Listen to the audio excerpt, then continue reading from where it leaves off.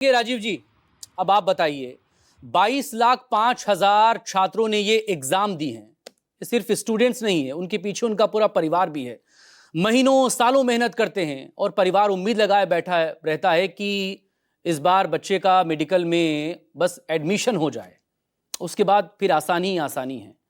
लेकिन एक बार फिर से लाखों सपने अधर में लटके हैं और मझधार में यहां पर हिचकोले खा रहे हैं। यही नहीं पता कि ये हुआ क्या है और अब आगे क्या होगा।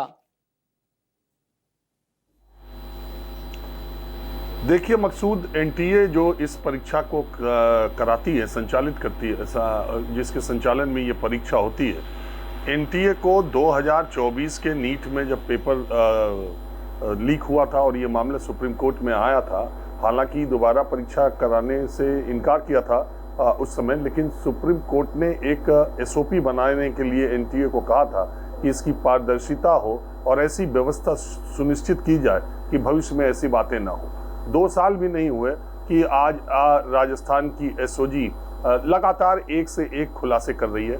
ज़्यादातर बातें श्रीवत्सन ने बताई दी, हमारे जो साथी संवाददाता हैं। और लेकिन आश्चर्य की बात है कि एनटीए 3 मई को ये परीक्षा हुई थी, आज हम 12 मई को बात कर रहे हैं। 9 दिनों में एनटीए ने इस पर क्या कार्रवाई की, राजस्थान एसओजी उनको लगातार ये जानकारी दे रहे हैं। सूत्रों के मुताबिक ये भी बात पता चली है कि एनटीए को जो राजस्थान एसओजी ने जब कहा तो उन्होंने कहा हम एफआईआर नहीं दर्ज कराएंगे, आप ही एफआईआर दर्ज कर लीजिए। तमाम लोगों को एसओजी ने इस मामले में पकड़ के रखा है और अभी तक उस पर क्या कार्रवाई हो रही है या एनटीए का स्टैंड क्या है, जबकि पूरे देश में ये पता चल चुका है कि ये मामला क्या है। एक क्वेश्चन बैंक भेजा गया, केरल में एक लड़का एमबीबीएस कर रहा था, चूरू ने उसने क्वेश्चन पेपर भेजे। आपको मालूम है नीट में 720 नंबर का ये परीक्षा होती है और 4 नंबर का एक सवाल होता है जी। तो उस हिसाब से अगर आप देखें तो 150 दावे ये किए जा रहे हैं एसओजी की तरफ से कि सारे के 150 कम से कम 150 उस क्वेश्चन पेपर से क्वेश्चन आए और ये महीने भर पहले ही ये क्वेश्चन बैंक जो है बहुत सारे छात्रों को उपलब्ध हो गया था।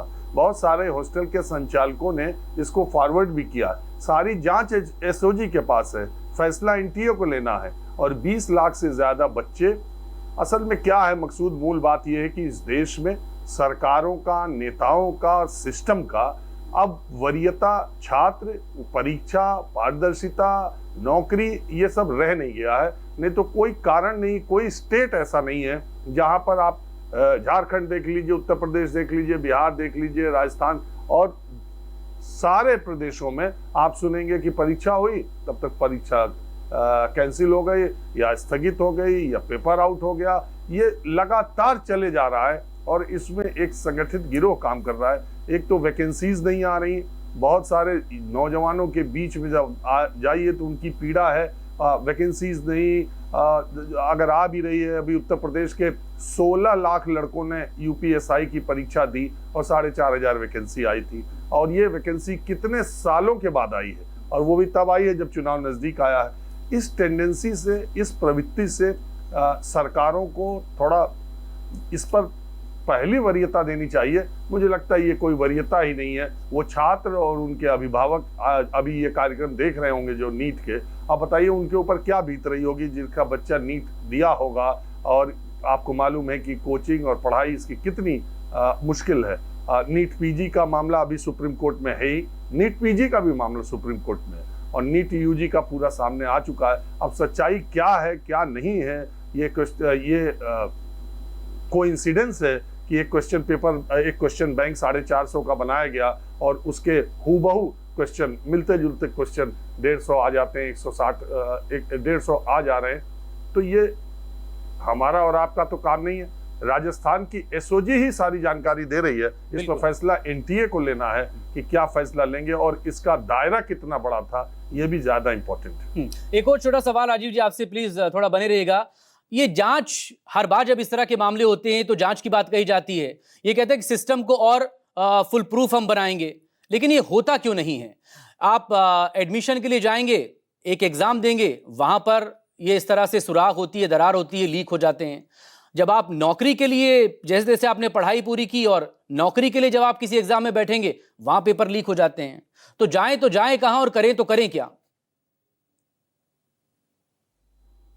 देखिए, मैं इस मामले में मुझे नहीं याद आता। आप यूपीएससी को देख लीजिए, संघ लोक सेवा आयोग को देख लीजिए, कितनी परीक्षाएं वो पूरे साल में आयोजित कराता है। लेकिन मैंने तो नहीं सुना कि यूपीएससी की परीक्षा का प्रश्न पत्र लीक हुआ हो या कहीं कोई उसकी परीक्षा प्रणाली पर कोई सवाल इस तरीके से उठाया जा सके।